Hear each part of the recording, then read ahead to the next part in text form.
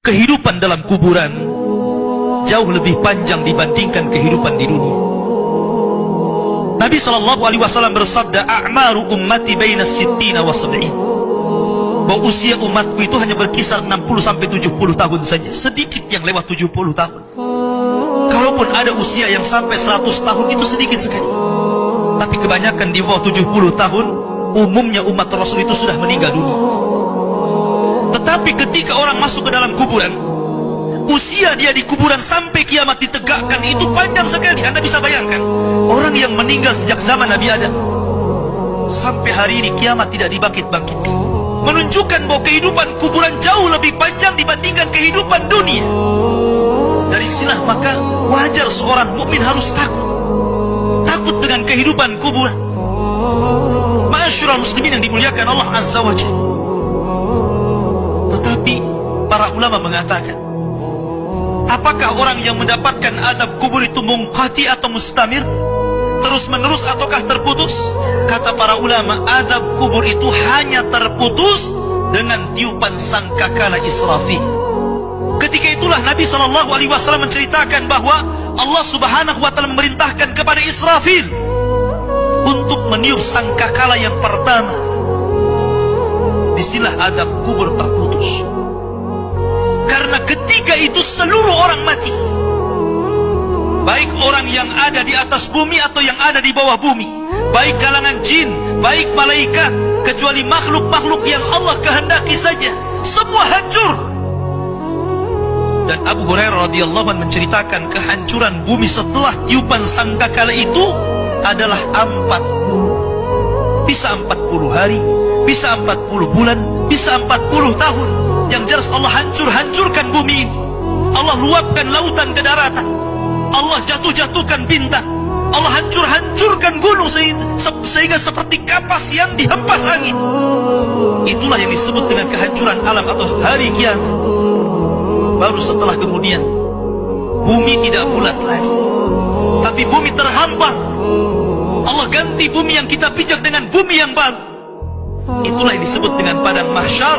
Maka disitulah Allah Subhanahu wa Ta'ala memerintahkan Israfil untuk meniup sangkakala kebangkitan. Yang kedua kalinya Israfil pun kemudian meniup sangkakala. Maka dari situlah manusia keluar dari perut bumi. Wa akhrajatil ardu athqalaha. Allah keluarkan beban-beban beratnya. Disitulah orang-orang yang beriman, ketika mereka muncul dari kuburan, maka mereka akan berkumpul dengan keluarganya. Allah mengatakan, alladzina amanu wattaba'athum dzurriyyatuhum biimanin alhaqna bihim dzurriyyatuhum. Orang-orang yang beriman, kemudian keimanan diikuti oleh keluarganya, oleh istrinya, oleh suaminya, oleh bapaknya, oleh anak-anaknya, oleh cucu-cucunya. Maka ketika mereka dibangkitkan dari kuburan, mereka langsung berkumpul menjadi satu keluarga. Dan itu sebuah ketenangan. Tapi orang-orang di luar daripada beriman, mereka keluar dari perut bumi seperti dua binatang. Pertama Allah contohkan dengan laron yang berterbangan. Anda bisa melihat laron apabila terbang di atas lampu atau di sekitar lampu. Lihat bagaimana cara terbangnya. Mereka akan saling tubruk dengan kawan-kawannya. Karena pada hari itu anak lari dari orang tuanya, suami lari dari istrinya, orang tua lari dari anaknya. Terkadang mereka bertubruk satu dengan yang lainnya. Yang kedua seperti belalang kal jaradil muntashir. Pertama seperti laron dulu, lari sana lari sini, yang dari barat ke timur, yang dari timur ke barat, yang dari selatan ke utara, yang dari utara ke selatan. Mereka kacau sehingga mereka mengatakan, ya wailana man ba'atsana min marqadina. Celaka, siapa yang membangunkan aku dari tidurku? Tapi orang-orang yang beriman hanya mengatakan, hadza ma wa'adar rahman wa sadaqal mursalin.